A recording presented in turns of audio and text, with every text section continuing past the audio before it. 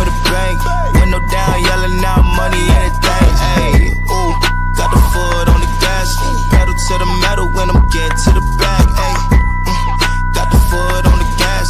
Pedal to the metal when the lane moving fast. Ayy, ayy, let them all cross. If they hate, then let them hate and make a bigger boss. Ayy.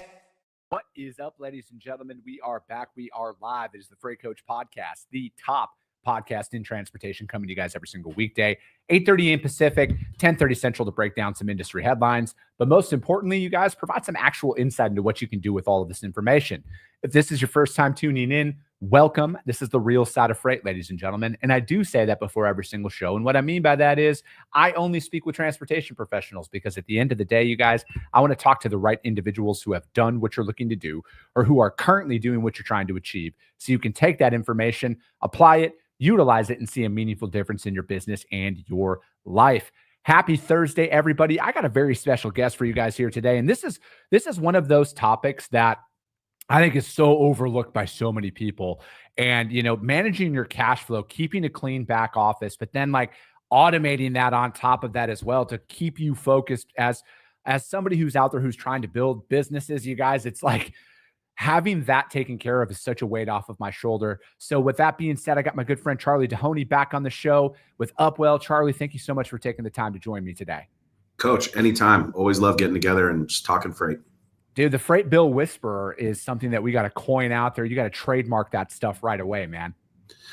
Well, I would say that not a lot of people are talking about freight bills. You know, most of us don't get into brokerage and logistics because we love thinking about the back office. But as you and I both know, when you marry right, it'll change your perspective. And fortunately, I married a woman who's much more financially minded than I am, and she showed me a long time ago that AP and AR is really your lifeblood in logistics. And for a guy like me, I just wanted to keep making money moving freight so that I could kind of continue to stand in the business and really not have to get a real job, because the redneck Wall Street of freight brokerage is really how many of us have learned how to make wealth. Dude, we used to call it redneck day trading when people would ask us what we do out there. And it's the truth, man. And it's like, my mindset is very similar to yours out there, man. Like, I just want to like sell, right? Like, I love the build. That's one thing that like the deeper and deeper I get in entrepreneurship and self-employment is I love the build, and then getting it to the place where it's like somebody else can come in and grow it, you know? So it's like, I just got that hunter instinct in me where I like to go out there, find the business, bring it on, and then let my team, after we've kind of moved 50 to 100 shipments, then let my team run with it, because the systems and everything are established. And then I just want to get back into the trenches again. Agreed. And I think most of us who really get a lift out of this industry have that similar mentality. Go out, find it, build the relationship, solve the problem, set up the systems, really get it dialed and turn it into a well-oiled machine, and then go find another. But, I think, Chris, what's helped you, build so much success in your podcast, particularly since we've gotten to know each other, is just your ability to build those relationships. And if you make a promise to somebody, it matters to you, and you're going to keep that promise. And I think that's ultimately where that conviction to build comes from in you is you want to solve that problem, move on to the next, and keep building while honoring those promises. Yeah, I appreciate that. And, it is a big driving force behind this, because it's like, man, this just as well as anybody building companies up, man. Like, there's no playbook to any of this stuff. And then furthermore, how do you know that you're getting the right information? I mean, especially with everything out there, courses, this and everything else, like, dude, like legitimately, my entire setup here, you could go and buy a camera for $3,000, a $500 mic, and then a $700 audio interface. And then you can create some really good, compelling content that makes you look like a subject matter expert, sell a course, and then you're selling stuff that you've never actually done before. And I've heard so many stories about that early on in this journey, about these people who feel like they're getting fleeced. And it's like, that's like my main driving force behind all of this in our niche. How do we put the right information out there to keep people in business, help them remain profitable in up markets, down markets? It doesn't matter. So they at least know that they're given the right information, and then they can decide what to do with their business from there. Yeah, I really respect that about you, that you've been able to really give back in a way that's meaningful and compelling, but then you've turned it into a revenue producing business that allows you to kind of, be near your family and honor all your commitments at home. And so I think, the underlying kind of the undertone of what you want to do of keeping companies in business, that's really the reason behind getting going with Upwell. Is I learned these hard lessons in terms of managing my AP and my AR. And I saw the drain on my personal relationships, my marriage, my personal finances when working capital came into the equation. And when you start running out of cash in your business, it cascades into every other element of your life. You can't be a great husband, a great father, a great community leader, a great brother, a great son if you're worried about running out of money the next day. So I think keeping people in business is, I think, the value that you and I both share that really kind of helps us to kind of say yes to these giving moments when you get the opportunity to help people. Dude, absolutely, man. And like, what were some of those early lessons that you learned, Charlie, about back office management, managing your cash flows and keeping your books clean that, looking back now, you were like, man, I wish I would have done this sooner? Yeah, I think that's really an awesome question because, I started off going door to door selling overnight shipping. And so when I was selling parcel shipping first at Worldwide Express, we were first partnered with Airborne Express and then eventually DHL. And Worldwide had this phenomenal leadership culture where they'd bring you in, they'd wind you up, send you through a week of basic sales training, and they give you all the right questions to ask with zero context because they knew that you didn't need product knowledge, you need at bats. And then if you got out there and you talk to a bunch of shippers, you'd luck your way into a couple of customers. And then, one thing about being in sales, it's exactly like entrepreneurship and exactly where you're at right now is you go get a couple of customers or shippers. Well, now you got two bosses, right? I mean, your customers become your boss in any scenario. So I learned the hard way, Chris, that, if you don't set that customer up for success, meaning you don't get their packages out the door, you don't keep them well informed of the statuses, and you don't give them a clean invoice and make it easy for them to pay. If you don't nail all of that, some other guy's coming right behind you with a better mousetrap that's going to nail on those vectors. So I learned at Worldwide, if you could keep that person in the back office, oftentimes it's a woman, oftentimes she's been there for a long time, oftentimes she's the keeper of all the secrets, she knows every password, she's the owner's right-hand person that maybe doesn't have an executive level title, but she's the head person in charge back there. And if you can make her happy by taking some work off of her or her team's plate, or that person, that CFO sees you working a little bit harder to deliver a better experience and add more value in the back office, that was always a key differentiator. So at Worldwide, we had built in some automation around helping the back office allocate their costs by putting a shipment reference and embed that in the workflow and making it a requirement on internet shipping. So, I learned at an early age that if you can streamline that front end process and you can gather all the right data points, then that back end reconciliation on the invoice makes it easier for them to okay to pay and get the payment out the door, which would then keep my back office happy. So one thing you got to remember, Chris, is your back office is somebody else's front office. So when you're sending out bills, somebody else has got to handle those in the front of the house. So the cleaner your back office and your process is, the better off. And so I would say that I took that into my entrepreneurial career when I became a freight broker. And like you, I was managing an agency at first where I had some back office support that was really, really useful. And as I grew that brokerage, we absorbed all of that stuff back in-house and we took it over because we wanted the bigger split. We eventually got our own authority, became our own standalone entity. But in that journey, my wife joined me as my business partner. And she was the one that brought it to my attention that, hey, Charlie, you're not making any money. And I was like, what are you talking about? We're growing so fast. I just added 12 new shippers last month. Volumes are through the roof. She's like, yeah, but you're paying your carriers before you're getting paid. You got a bunch of outstanding invoices back there. And so that's really was the big unlock for me that, oh my gosh, like I don't have these systems anymore. I don't have these really great people in my back office.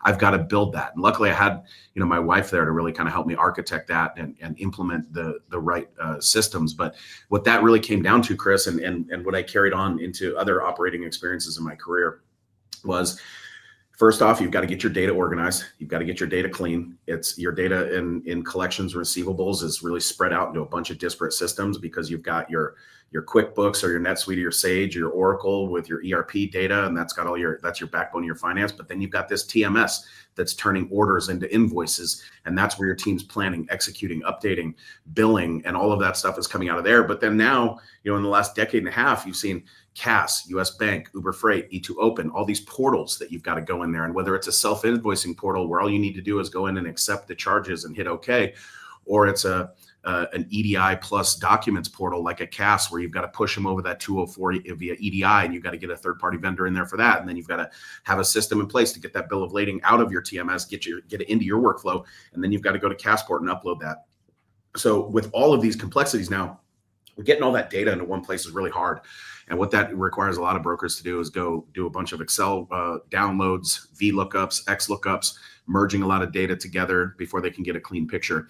But once you get your data organized, then it's just like cleaning your garage. If you do it every week or so, it's really easy to do. But if you leave it for, once a season or once a year, it's really tough. So what I mean by, getting your processes in place is, once your data is accurate and complete, then you kind of got to go after your highest, balanced customers first, your slowest payers. You got to establish really good communication with them. And then once you have that good communication, you got to know when you fall past due, who do I call? What's the best way for me to stay on top of this? And then, part of getting that data organized, you've got to understand what every shipper wants, because every shipper has different shades of gray on their invoice. And you move enterprise freight. Niagara Bottling wants something different than Dollar General, than Nestle and Hershey's. So once you understand those billing standards, you know how to build that perfect invoice packet.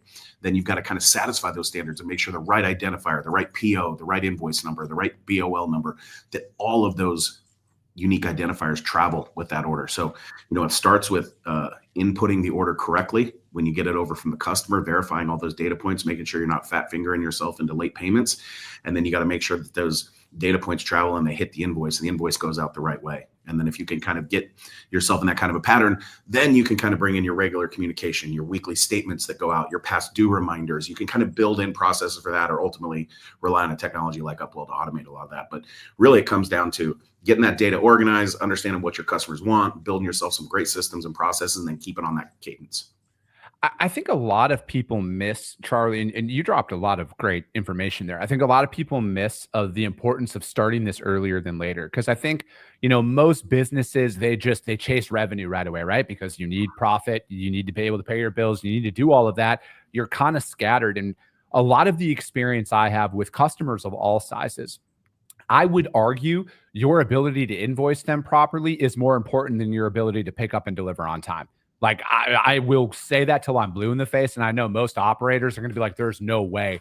And I'm going to be like, yes, because that lady that you're describing right there, she will roll her eyes and call you every time you invoice her wrong. And if you think for 5 seconds she's not in that shipping manager's eyes saying, hey, this team over here cannot bill us properly, I do not want to see them move our freight anymore, because their competitor here, they invoice us properly every single time. Those are the ones who I want to work with, because again, how are you making their life easier? And again, so many people have that singular sales focus that's going on out there, and having the right behind the scenes team to go through, sit down. And this is, again, when people hear me say take 5 minutes on the front end, this is one of those things I'm describing. See if you can meet with their billing. Make sure, ask all of those questions on the front end so you can build that system up properly the first time.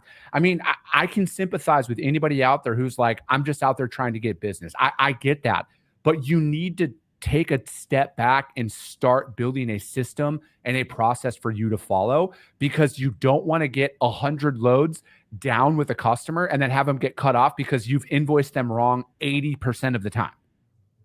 Yeah. So I think that therein lies like the real problem with messing up the invoice. It reduces your day, or it reduces your cash flow. It increases your daily sales outstanding. It hurts all of your benchmarks and metrics.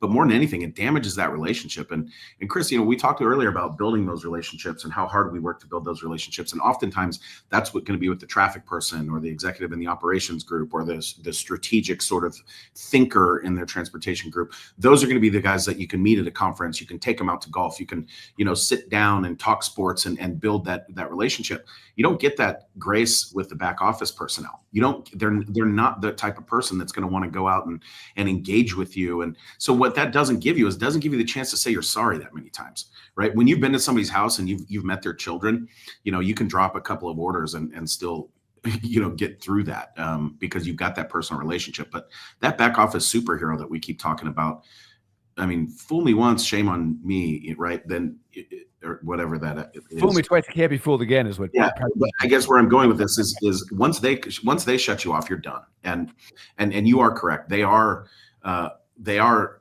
in the shipper's ears or the traffic manager's ears, but they have data. They come with receipts. So when these people kind of show up, they're telling these traffic managers or these transportation procurement professionals, they're saying, hey, look, like their first pass audit score is below 70%. So that means 30+% of their invoices are coming through with an error. And you're right. The first couple times they'll call you and they'll tell you, hey, we got this bill. It's kind of messed up. After that, they just don't pay it. And then, that thing sits out there in the Williams and Associates or the Transact portal, and you're kind of wondering, hey, when are we going to get paid on this? Oh, that's right. It's now 15 days or 18 days past due. I've got to go in and correct these invoices. Then I've got to resubmit. That's going to restart the terms. So now instead of getting paid on day 30, I'm reinvoicing at day 49, and then I'm going to ultimately get paid at day 79. So those are the outliers that really drag down your cash flow. And that's kind of the upfront issue that we aim to solve is right now AI is super well positioned to be auditing these invoices before they go out, telling you when your invoice is incorrect or when it's in the wrong format, making sure that customer never gets a bad bill. I think most people would be shocked to actually hear that most businesses, like small businesses, startup land, are like 30 days away from being broke every single month, you guys. Like, cash flow is everything. Having a fiscal understanding of how to operate your business early on will set you up for success in the future. Because I feel like, again, even after you start, like you were talking about, man, like, hey, we're onboarding all these shippers, we're doing all this revenue. What's going on here? What do you mean we're broke? And not knowing how your back office actually operates, it's a learning experience that a lot of individuals need. Hopefully they learn before they get to that point. But I mean, man, you can only do that for so long before you're out of cash. And then what? Then you got to fire your people. You got to close up your business and all of that you worked for because you didn't take a couple of minutes to do this. And I mean, this is something that, I was very fortunate to find the right CPA early on in my business who put me in contact with the right bookkeeper who keeps my books very clean. And they're like, we're on top of our stuff out there. But, again, as a small business, cash flow constraints are a very real concern of mine out there. And, having those cash reserves to cover my payables while I'm waiting for my receivables to come in, dude, it's everything, man. And it is a definite ability for me to sleep at night, knowing that it's like, all right, I have my books are clean. I have cash in the bank to cover any payables or anything that pops up in the short term, to where I don't have to have that conversation with somebody. Yeah. I mean, I've been in businesses that become extremely cash constrained. I mentioned the first small business that I had, that my wife became my partner in. We once had to sell our Mercedes right in front of the brokerage. And there was a demoralizing experience because it wasn't that we weren't a growing business. It wasn't that we didn't have great customers. It wasn't that my customers didn't want to pay me. It was that we were growing so fast and we were so focused on taking care of the customers, taking on new freight, making the logistics promises that we had committed to. And, it goes back to the cleaning your garage thing. If you don't stay on top of those receivables, if you don't keep the customers informed, if you're not sending out a weekly statement, if you're not sending weekly follow-up emails, giving people a heads up that, hey, we're still here. We need your money. We want to continue to give you great service. Shippers are busy too. There's, especially these small business customers or anybody in transportation procurement, they're problem solvers. They're just like us. They're moving from thing to thing to thing. And sometimes you just got to get them to stop what they're doing and take a look at the money that they owe you. But I think what it really comes down to is the cheapest money out there to use is your own capital.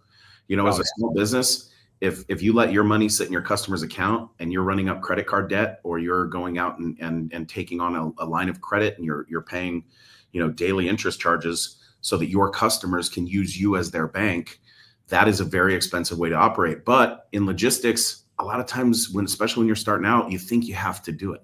You think you have to give the customer that extra grace. But in my opinion, establishing that communication up front and being very positive, very persistent, very professional with your follow-up, and even calling customers proactively and say, hey, we're a new vendor. We sent out an invoice last week. I wanted to make sure, A, that you got it, B, that all of the data points are accurate, that the cost matches what you're expecting. And then if you and I could just spend 2 or 3 minutes talking through your process, there may be other things that I can do that can be helpful. Yeah, dude, I like talking about using your money. That's another just phenomenal piece of advice out there because, again, yeah, you can go out there and get a rolling line of credit from your bank. You can use a credit card, whatever, but you're getting charged interest on that, right? And every penny you need to be focused on. How do you save every penny? Because not everybody goes out and raises hundreds of millions of dollars and just has a 24-month runway of cash just ready to burn and sit and, discretionary, your spending is off. And I was just talking about this the other day on the show, actually with Brad Perlin with Bitfreighter. We were talking about this yesterday and how different it would be if somebody gave me $10 million today to invest in my business to grow and scale, how much better I would be with that capital than I would have if I would have just been handed a $10 million check day one. I would have spent that in like 30 days because I would have never seen that amount of money. And then now it's like being able to properly allocate that, because it's like, if I look at my next 5 years in business, my long-term goal with all of this is dude, it's freedom, right? And like, I don't want to have to beg people for anything. And if my business takes a little bit longer to scale because I'm bootstrapping it dollar in, dollar out, I'm going to take that trajectory over taking VC money or private equity or anything like that, because I want to call my own shots. But then like, ultimately, I want to have a better financial record if I go to the bank to be like, hey, I want to take on debt because I want to acquire a company or something like that. I think like long term, that like all of these little micro decisions in your business that a lot of people overlook is like that's where you need to put that focus on, because the financial health of your operation, like, we are fighting giants out there. And when you're a startup, all right, there are companies who have more money that they spend on coffee in a month than you probably make in a year. All right. And like, that's what you're up against out there. So it's like, you have to be ultra fiscally responsible and conservative as you're growing and scaling your company. Yeah, I think, but I think there's also room for risk, right? There's room to take some flyers if you have the confidence and the assurance that not only is my cash position solid, but I've got great systems in place. I know more freight's coming in next month. I know that those clients are going to be invoiced properly, and I know that I'm going to get paid on time. The forecasting and the predictability of that money coming in gives a lot of that confidence as well. So if you meet the great new hire opportunity, or there's something opportunistically that comes up in your business where, hey, maybe the shipper invites me to a golf tournament to go sponsor a hole, and I've got some cash to do that, and I've got the flexibility to get out there, and then maybe I can grow that piece of business because I was able to build deeper relationships in the organization. But you can't do that, A, if you're worried about your income, B, you're stuck chasing your money because you're, always behind, and C, you don't have the right systems in place where you get off your stinking desk and you can go get out there and swing the clubs or sponsor the hole or take the trip, or, like I said, make the new hire or upgrade the software, or take the larger office space, or fly the employees in for an on-site. Those are the kinds of things, Chris, that can make a material difference, but you can only do it if you have that cash position and the assurance that it's coming in. So, I think really when I think about,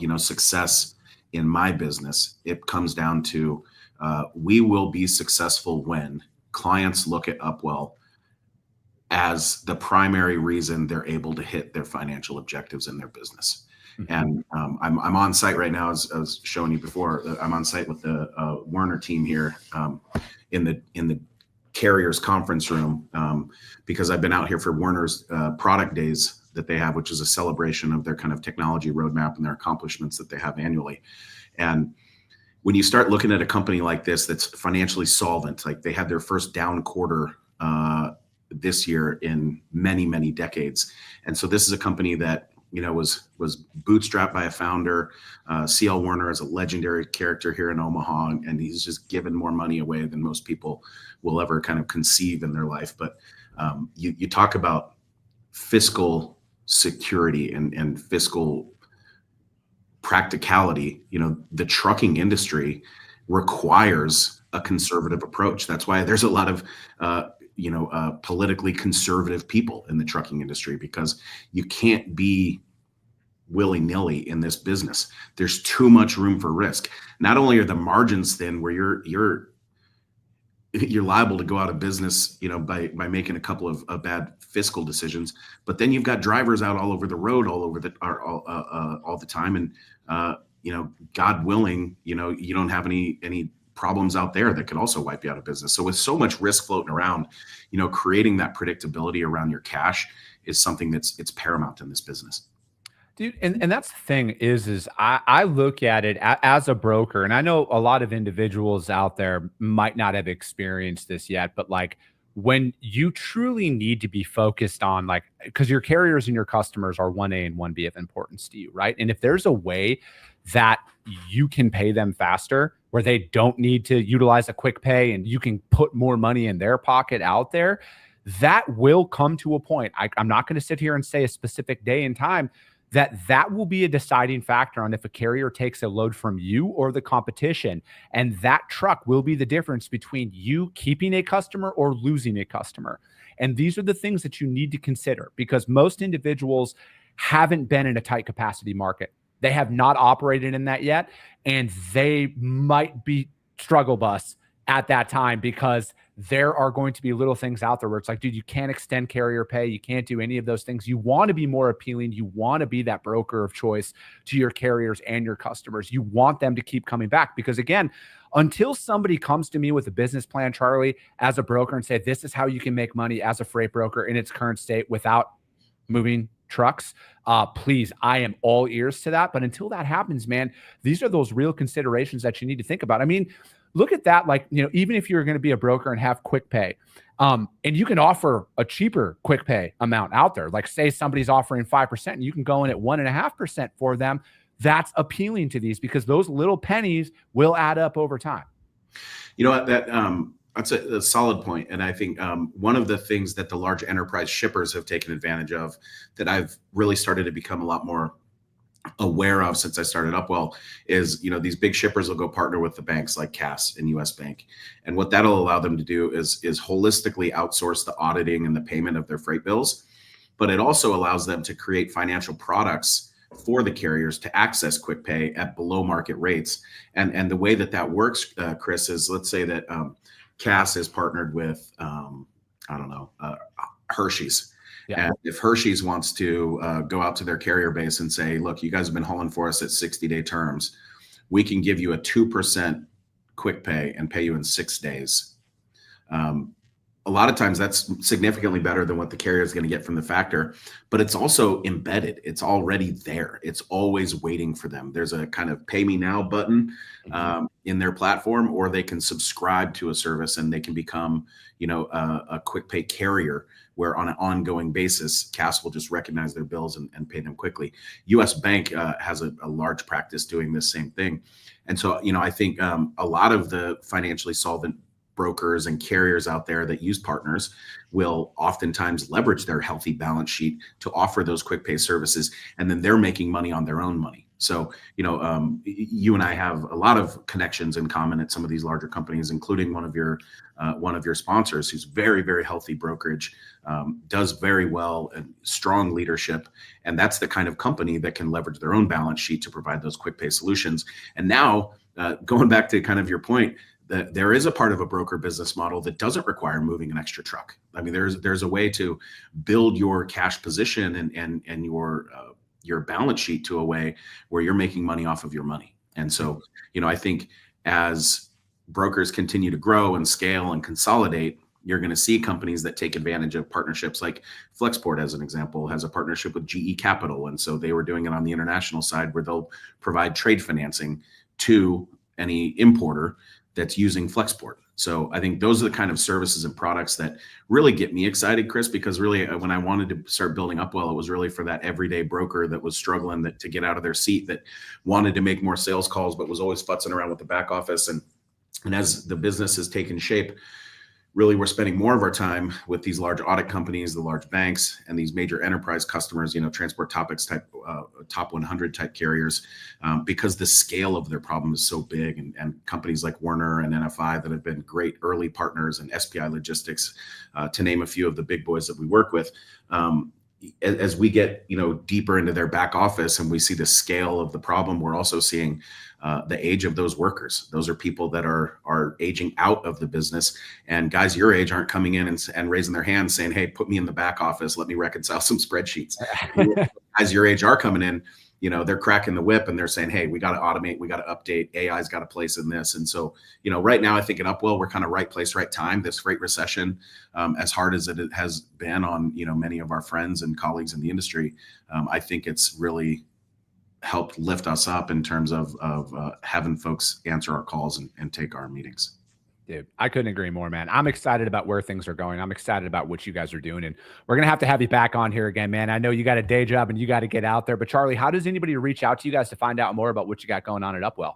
You can always find me on Twitter at Charley Dehoney, or you can hit us up at Freight Bills with a Z. You can go to upwell.com or just Google me, Charley Dehoney. Perfect. If you guys can't find Charley or Upwell, hit me up. I will gladly put you guys in contact with him. But that is going to be it for today, ladies and gentlemen. As always, if you got value in what you heard, subscribe to the show, you guys. And if you're feeling really ambitious after this one, rank the show on iTunes and Spotify, because if you saw value, your network's going to see it as well. I appreciate you guys. I love you guys, and we'll be talking to you soon.